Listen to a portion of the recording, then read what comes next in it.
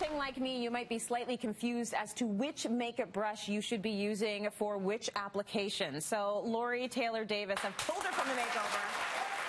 Hello, darling. Hello.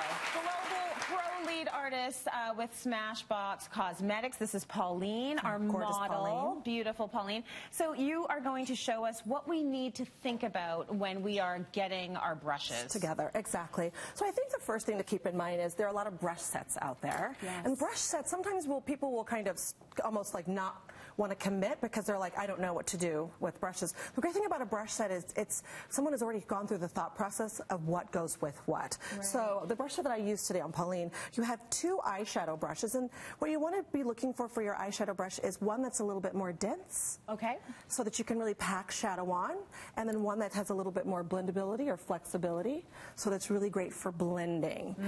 A lot of times we're also seeing this fan brush, and I think this is a brush that I'm asked about most. It's what do I do with the fan brush? Well, the fan brush is fantastic for a multitude of things. Okay. Number one, it's great for applying highlight. Great for putting beautiful highlight on the cheeks, and also great as your contour and a bronzer brush. So this is a multitasker. This is a brush that's great for just a multitude of things. And that's the one thing I love about a fan brush. Yeah, I had no idea actually what that brush was for. I just thought that's my favorite. Exactly. Everyone's like, I love it. It's so pretty. Exactly. But it's also good. Here's a great little kind of like makeup kit. It's great for like brushing off anything that helps to, any excess that falls out. Yes. So it's always good. And the one thing I always say is you should be washing your brushes at least once every 2 weeks if you're using them on yourself. Okay, so all right. Really I know, you guys are like me. Exactly, I know. Once every 2 weeks. Once every 2 months, exactly. right? Yes, no. Once every 2 weeks, got it. Exactly. Now brushes are also really kind of getting a little bit more high tech. Yes. One of the things I love now as I'm shopping for brushes is a lot of them are coming with their own operating instructions.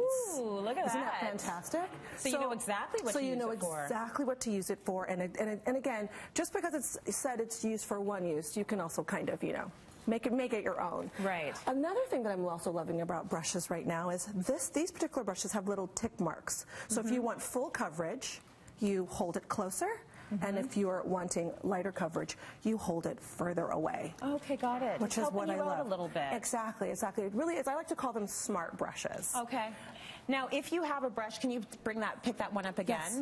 What might you be using that for? Would that be blush? This is great for blush. I love it. It's for foundation. It's really great for us. It's a stippling foundation brush as well, which I absolutely love a brush like this for. So it really helps to glide and really apply foundation, but so that it looks more natural. When it comes to a foundation in general, are you going to be going for like a bigger brush size? Well, I definitely like something that has a little bit more stippling to it, something that kind of has a dual fiber, and definitely something that is going to apply foundation more naturally. Not too big, because you want to have a lot of control. Yes. So definitely foundation brushes. And foundation brushes are something that we're seeing a lot of right now. Before it was something that was just always an afterthought. It was always eyeshadow, lip brush, brow brush. But now foundation brush, there's a multitude of them out there right now. Okay, and as a makeup artist, what do you prefer to use? Do you use fingers? Do you use sponge? Do you use brush? All of the above. All of the above. A little bit of everything, a little bit of everything. I have one more brush to show you that's fantastic. Yeah. This is a kabuki brush. You're going to start seeing a lot of this on the market as well. Okay. And the thing that I love this brush for, it's great for creating angles or shape to the face, which is great.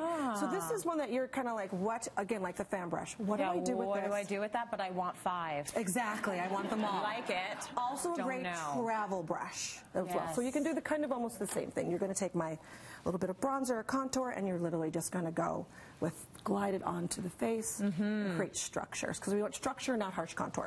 And it is kind of important that you know what each brush is for, because if you're putting on, you know, a non-dense, you're putting eyeshadow on a non-dense brush, and you're looking for a big pop of color, it's going to take you forever to get there. Exactly. So it does really make sense. I used to just think, use whatever brush you want for whatever you want, but there's actually a reason for it. I agree. And the thing I love about the dense ones they're really great for packing on color. You're not going to get a lot of fallout, because that's another thing you want to keep away. Now, an eyebrow brush is usually the tiniest little one, isn't it? Well, now they used to be tiny. That's for defining.